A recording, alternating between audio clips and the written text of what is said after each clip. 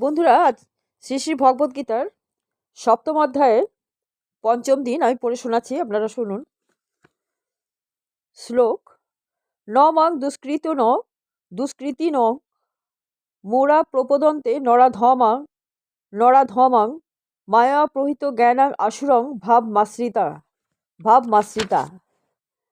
শ্রী প্রভুপাদের গীতার গান। কিন্তু যারা দুরাচার, নরাধম, মূঢ়, সর্বদাই গুণকার্যে অতিমাত্রা দৃঢ়, মায়ার দ্বারাতে যারা অপহৃত জ্ঞান প্রপত্তি করে না, তারা যত অসুরান। অনুবাদ: মূঢ়, নরাধম, মায়ার দ্বারা যাদের জ্ঞান অপহৃত হয়েছে এবং যারা আসুরিক ভাব সম্পন্ন, সেই সমস্ত দুষ্কৃতকারীরা কখনো আমার শরণাগত হয় না। তাৎপর্য: ভগবদ্গীতাতে বলা হয়েছে যে পরমেশ্বর ভগবান শ্রীকৃষ্ণের চরণকমলে শুধুমাত্র আত্মসমর্পণ করলেই অনায়াসে দূরতিক্রম্য মায়াকে অতিক্রম করা যায়। এখন প্রশ্ন হতে পারে যে তথাকথিত পণ্ডিত, দার্শনিক, বৈজ্ঞানিক, ব্যবসায়ী, রাজপুরুষ, রাজনীতিবিদ ইত্যাদি যারা জনসাধারণের নেতা, তারা কেন ভগবানের হরচরণে শরণাগত হন না? মানব সমাজের নেতারা জড়জগতের বন্ধন থেকে মুক্ত হওয়ার অর্থাৎ মোক্ষ লাভ করার জন্য বহু বসায়ে অনেক বড় বড় পরিকল্পনা করে, কিন্তু সেই মুক্তি লাভ করাটা যদি কেবলমাত্র ভগবানের শ্রীচরণে আত্মসমর্পণ করার মতো সহজ ব্যাপার হয়, তাহলে এই সমস্ত বুদ্ধিমান, কঠোর পরিশ্রমী নেতারা সেই সহজ সরল পন্থাকে অবলম্বন করে না কেন? ভগবদ্গীতাতে অত্যন্ত সরলভাবে সে প্রশ্নের উত্তর দেওয়া হয়েছে। যে সমস্ত তত্ত্বজ্ঞ পুরুষ সমাজের যথার্থ নেতা, যেমন ব্রহ্মা, শিব, কুমার, মনু, ব্যাসদেব, কপিল, দেবল, অসিত, জনক, প্রহ্লাদ, বলি এবং পরবর্তীকালে মাধবাচার্য, রামানুজাচার্য, শ্রী চৈতন্য মহাপ্রভু এবং আরও অনেকে, যারা হচ্ছেন প্রকৃত দার্শনিক, রাজনীতিবিদ, শিক্ষক, বৈজ্ঞানিক, তারা সকলেই পরম শক্তিমান পরমেশ্বর ভগবান শ্রীকৃষ্ণের চরণে আত্মসমর্পণ করেছেন। যারা প্রকৃতপক্ষে বৈজ্ঞানিক নয়, শিক্ষক নয়, রাজনীতিবিদ নয়, কিন্তু স্বার্থসিদ্ধির জন্য দার্শনিক, বৈজ্ঞানিক এবং শিক্ষক ইত্যাদির ভান করে লোক ঠকায়, তারাই কখনো ভগবানের নির্ধারিত পন্থা অবলম্বন করে না। ভগবান সম্বন্ধে তাদের মন গড়া জড়জাগতিক পরিকল্পনা রচনা করেন এবং তার ফলে সমাজের সমস্যা লাঘব হওয়ার পরিবর্তে তাদের ব্যর্থ প্রচেষ্টার ফলে আরও জটিল হয়ে ওঠে। কারণ জড়া প্রকৃতি এতই শক্তিশালী যে আসুরিক ভাবাপন্ন নাস্তিক নেতাদের সব রকম শাস্ত্রবিরোধী পরিকল্পনাগুলি সে ব্যর্থ করে দেয় এবং পরিকল্পনা কমিশনগুলির জ্ঞানের দম্ভ নস্যাৎ করে দেয়। নাস্তিক পরিকল্পনাকারীদের এখানে দুষ্কৃতকারী, দুরাচারী বলে অভিহিত করা হয়েছে। কৃতি মানে সুকৃতিকারী। ভগবত বিদ্বেষী পরিকল্পনাকারীরা অনেক সময় খুব বুদ্ধিমত্তা সম্পন্ন এবং ক্ষমতা সম্পন্ন হয়। যে কোনো বড় পরিকল্পনা, সে ভালোই হোক অথবা খারাপই হোক, সাধন করতে হলে বুদ্ধির প্রয়োজন। কিন্তু পরমেশ্বরের পরিকল্পনার বিরুদ্ধাচরণ করে বলে নিরীশ্বরবাদী পরিকল্পনাকারীদের দুষ্কৃতকারী, দুরাচারী বলা হয়, অর্থাৎ তাদের বুদ্ধি এবং প্রচেষ্টা ভুল পথে চালিত হচ্ছে। ভগবদ্গীতাতে স্পষ্টভাবে বলা হয়েছে যে জড়াশক্তি সম্পূর্ণভাবে ভগবানের নির্দেশে পরিচালিত হয়। এর কোনো স্বাধীন স্বতন্ত্র ক্ষমতা নেই। কোনো কিছুর প্রতিবিম্ব যেমন প্রকৃত বস্তুর উপর নির্ভরশীল, জড়া প্রকৃতিও ঠিক তেমনি ভগবানের উপর নির্ভরশীল। কিন্তু তবুও জড়াশক্তি অত্যন্ত শক্তিশালী। ভগবত বিমুখ নাস্তিকদের ভগবত তত্ত্ব জ্ঞান নেই, তাই তারা কখনোই বুঝতে পারে না জড়া প্রকৃতি কিভাবে পরিচালিত হয় এবং ভগবানের পরিকল্পনা কি। মায়ার প্রভাবে সম্মোহ, রজগুণ এবং তমগুণের দ্বারা আচ্ছাদিত থাকার ফলে তার সবকটি পরিকল্পনায় ব্যর্থ হয়। হিরণ্যকশিপু, রাবণ ইত্যাদি অসুরেরা বিদ্যা বুদ্ধিতে কারো চাইতে কম ছিল না। তারা সকলেই ছিল মস্ত বড় বৈজ্ঞানিক, দার্শনিক, শিক্ষক এবং পরিচালক।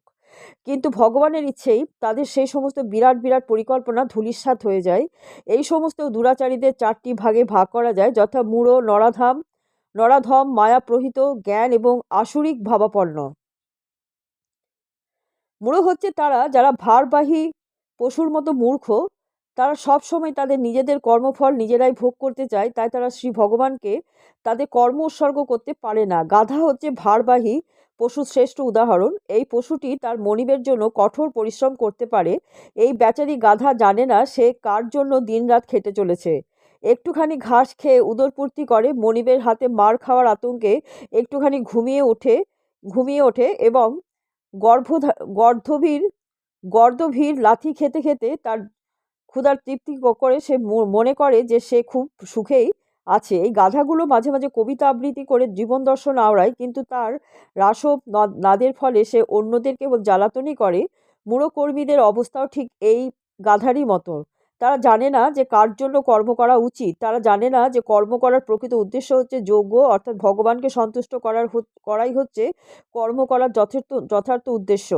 এই সমস্ত কর্মী যারা তাদের সকল্পিত কর্তব্যের ভার লাঘব করবার জন্য দিনরাত গাধার মতো খেটে চলেছে, তারা প্রায় বলে যে জীবসত্তার অমরত্বের কথা শুনবার মতো সময় তাদের নেই। এই সমস্ত মূঢ় লোকগুলির কাছে জাগতিক লাভটাই হচ্ছে সব কিছু। অথচ ওরা জানে না দিনরাত অক্লান্ত পরিশ্রম করে তারা যে কর্ম করছে তার একটা নগণ্য অংশই কেবল তারা উপভোগ করতে পারে।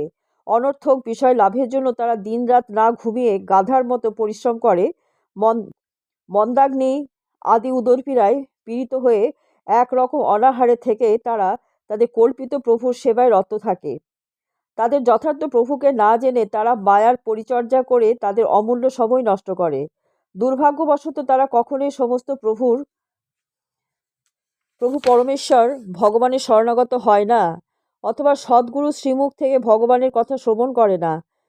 বিষ্ঠাহারী শূকর কখনোই দুধ, ঘি, চিনির মত তৈরি মিঠাই খেতে চায় না। তেমনি মূঢ় কর্মীরা জগৎ আন্দোলনকারী চঞ্চল প্রাকৃত শক্তির ইন্দ্রিয় তৃপ্তিদায়ক কথায় কেবল শ্রবণ করে, কিন্তু যে শাশ্বত প্রাণশক্তি জড়জগৎকে চালনা করছে, সেই অপ্রাকৃত শক্তির কথা শোনবার বিন্দুমাত্র সময় পায় না। দ্বিতীয় শ্রেণীর দুরাচারীদের বলা হয় নরাধম, অর্থাৎ তারা হচ্ছে সবচাইতে নিকৃষ্ট স্তরের মানুষ। এর মধ্যে অসংখ্য নিম্ন শ্রেণীর মানুষ আছে যারা শান্ত সভ্য মানুষ হচ্ছে তারা যারা শাস্ত্রের নির্দেশানুসারে সামাজিক, রাজনৈতিক এবং ধর্মীয় জীবনযাপন করে। আর সামাজিক এবং রাজনৈতিক অবস্থার পরিপ্রেক্ষিতে উন্নত হলেও যাদের জীবন ধর্মীয় অনুশাসনের দ্বারা পরিচালিত হয় না, তাদের নরাধাম বলে গণ্য করা হয়। ভগবানকে বাদ দিয়ে কখনো কোনো ধর্ম হয় না। ধর্মের পথ অনুসরণ করার উদ্দেশ্য হচ্ছে ভগবানকে জানা এবং ভগবানের সঙ্গে জীবের নিত্য সম্পর্কের কথা অবগত হওয়া।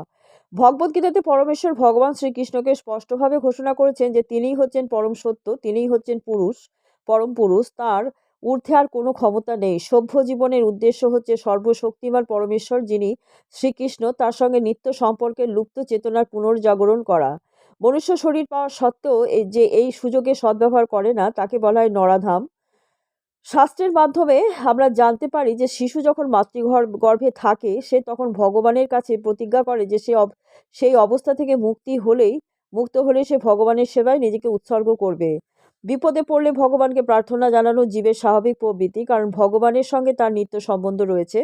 কিন্তু প্রসব হওয়ার পরই শিশু তার জন্ম যন্ত্রণার কথা ভুলে যায় এবং মায়ার প্রভাবে তার মুক্তিদাতাকেও ভুলে যায়। শিশুর অভিভাবকদের কর্তব্য হচ্ছে তাদের সন্তানদের সুপ্ত ভগবত প্রেমকে পুনর্জাগরিত করা। বর্ণাশ্রম পদ্ধতির অন্তর্গত ধর্মশাস্ত্র মনুস্মৃতিতে নির্দেশিত 10টি পরিশোধন সংস্কারের উদ্দেশ্য হচ্ছে এবং ভগবত প্রেমকে পুনর্জাগরিত করা। কিন্তু আধুনিক যুগে পৃথিবীর কোথাও এই পদ্ধতি কঠোরভাবে অনুসরণ করা হয় না। তাই আধুনিক যুগে শতকরা 99 জন মানুষই নরাধামে পরিণত হয়েছে। যখন সমগ্র জনগণই নরাধামে পরিণত হয়, তখন স্বাভাবিকভাবে সর্বশক্তিময়ী মায়ার প্রভাবে তাদের তথাকথিত শিক্ষা দীক্ষা সম্পূর্ণভাবে অর্থহীন হয়ে পড়ে। ভগবদ্গীতার মানদণ্ড অনুসারে তিনিই হচ্ছেন প্রকৃত পণ্ডিত, যিনি একজন বিদ্বান ব্রাহ্মণকে একটি কুকুর, একটি গরু, একটি হাতি এবং একজন চণ্ডালকেও সমদৃষ্টিতে দেখেন। এই হচ্ছে শুদ্ধ ভগবত ভক্তের দৃষ্টিভঙ্গি। শ্রী নিত্যানন্দ মহাপ্রভু, যিনি পরমেশ্বর ভগবানের অবতার, তিনি দুজন যথার্থ নরাধম জগা এবং মাধাইকে উদ্ধার করেন এবং এইভাবে তিনি দেখিয়ে গেছেন যে প্রকৃত ভগবত ভক্তের করুণা কিভাবে সবচাইতে অধঃপতিত মানুষের উপরে বর্ষিত হয়। তাই যে নরাধমকে ভগবান পর্যন্ত পরিত্যাগ করেছেন, ভগবত ভক্তের কৃপার প্রভাবে তার হৃদয়ে আবার পারমার্থিক কৃষ্ণ ভাবনার উন্মেষ হতে পারে। শ্রী চৈতন্য মহাপ্রভু ভাগবত ধর্ম অর্থাৎ ভগবত ভক্তদের কার্যপদ্ধতি প্রচার করে উপদেশ দিয়ে গেছেন যে শ্রদ্ধাবনত চিত্তে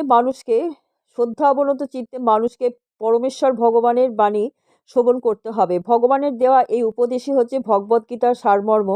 শ্রদ্ধা অবনত চিত্তে ভগবানের দেয়া উপদেশ শ্রবণ করার ফলে নরাধমও উদ্ধার পেতে পারে, কিন্তু দুর্ভাগ্যবশত ভগবানের চরণে আত্মসমর্পণ করা তো দূরে থাকুক, এই সমস্ত নরাধমগুলি ভগবানের বাণী পর্যন্ত কানে শুনতে চায় না। এভাবে নরাধমেরা সবসময় মানব জীবনের পরম কর্তব্যকে একেবারেই অবহেলা করে। 3 নম্বর, পরবর্তী শ্রেণীর দুষ্কৃতকারীরা বলা হয় মায়া প্রহিত জ্ঞানাং, অর্থাৎ মায়ার প্রভাবে যাদের পাণ্ডিত্যপূর্ণ জ্ঞান অপহৃত হয়েছে। সাধারণত এরা অধিকাংশই খুব বিদ্বান হয়, যেমন বড় বড় দার্শনিক কিংবা বৈজ্ঞানিক, সাহিত্যিক ইত্যাদি, কিন্তু মায়া শক্তি তাদের বিপদগামী করেছে, তাই তারা পরমেশ্বর ভগবানকে অবজ্ঞা করে থাকে। আজকের জগতে অসংখ্য মায়া প্রহিত জ্ঞানাং বিশিষ্ট মানুষ দেখা যায়, এমনকি অনেক গীতার পণ্ডিতও এই ধরনের মূঢ়। গীতাতে সহজ সরল ভাষায় বলা হয়েছে যে শ্রীকৃষ্ণ হচ্ছেন স্বয়ং পরম পুরুষোত্তম ভগবান, তাই তার তার সমকক্ষ অথবা তার থেকে মহৎ আর কেউ নেই।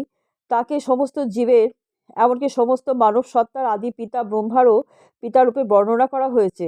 তিনি নির্বিশেষ ব্রহ্মের আশ্রয় এবং সর্বপ্রকার সত্তার মধ্যে অধিষ্ঠিত পরমাত্মা হচ্ছেন তাঁরই অংশ। তিনি সব কিছুরই উৎস, তাই তার চরণাবিন্দের শরণাগত হওয়ার জন্য প্রত্যেককেই পরামর্শ দেওয়া হয়েছে। সুদৃঢ়ভাবে এই সব সুস্পষ্ট নির্দেশ থাকা সত্ত্বেও মায়াপ্রহিত জ্ঞানাং মানুষেরা ভগবানকে অবজ্ঞা করে এবং তাকে একজন অতি সাধারণ মানুষ বলে মনে করে।